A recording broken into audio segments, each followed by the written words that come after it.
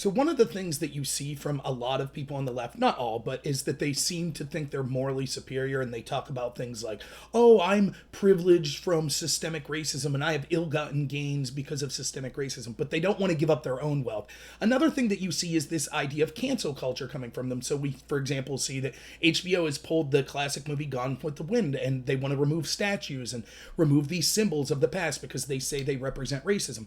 But they seem to have a blind spot when it comes to removing symbols that they themselves appreciate. So I'm calling for members of the Democratic Party that think that we should remove statues from Confederate generals, or we should remove movies like Gone with the Wind. Why are you still calling yourselves Democrats?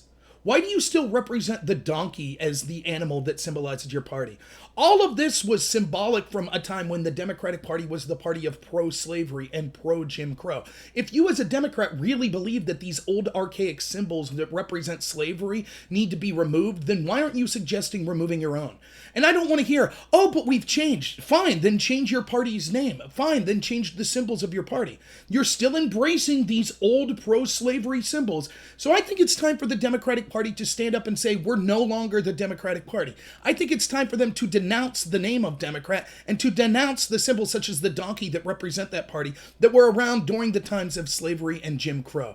It's time for them, if they want to remove other symbols, to remove symbols from their own racist past, and do that before they have the perpetuity to accuse others of embracing racist symbols, which is exactly what they're doing.